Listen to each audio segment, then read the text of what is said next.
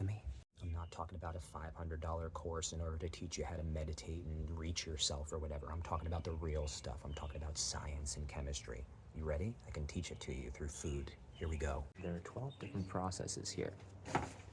We have calcination, we have dissolution, separation, conjunction, putrefaction, congelation, cibation, sublimation, fermentation, exaltation, multiplication, and projection.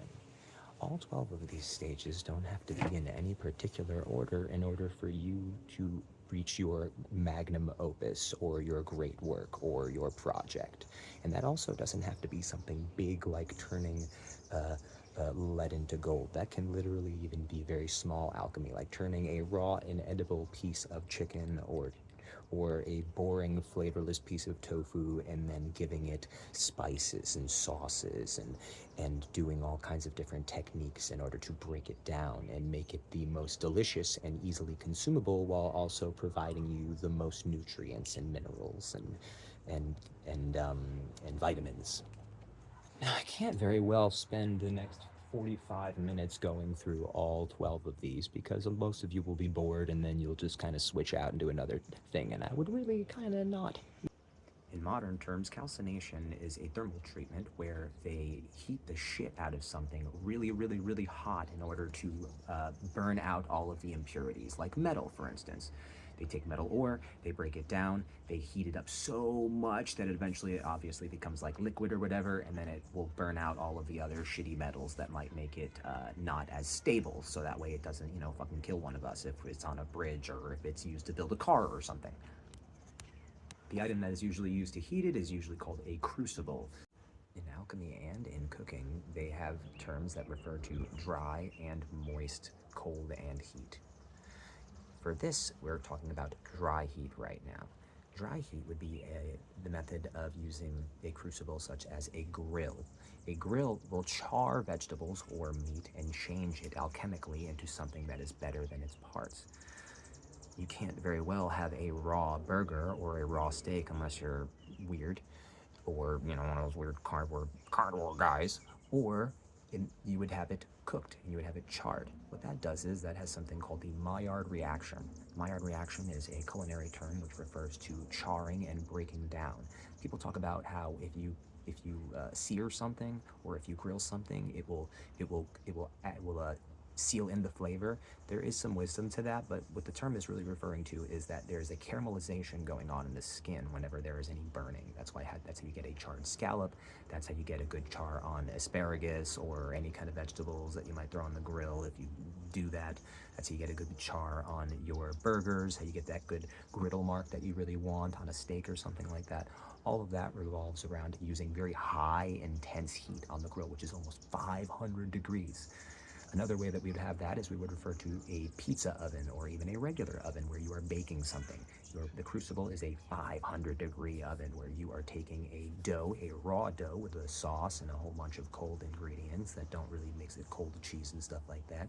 You throw it into the crucible/pizza oven, and then out in 10 or so minutes or so, you get something that is significantly more delicious and has much deeper nutritional value for you. Grilling and roasting are just one of a few examples. There are other examples too, such as curing. You can put something in salt, and what that's doing is that is sucking all of the moisture out over a long period of time, and that will give something a lot of deep richness, and it will infuse it with a lot of salt, but it will also condense all of that nutritional variety.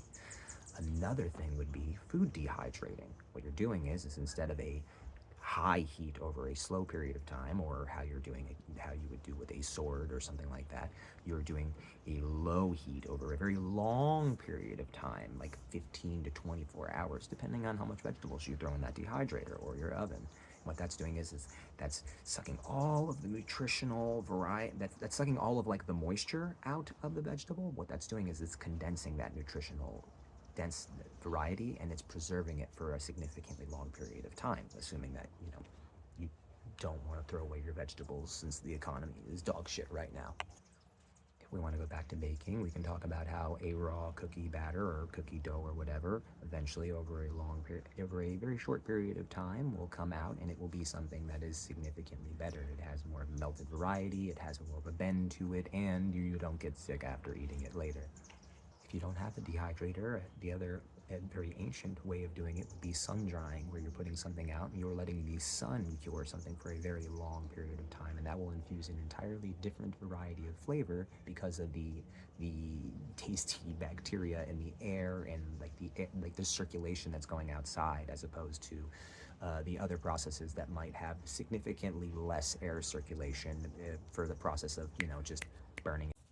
Smoking would be another version of this, where you're putting something in a very tight space and you're trying to suffocate all of the bacteria that might be able to survive in the environment where the food is being smoked.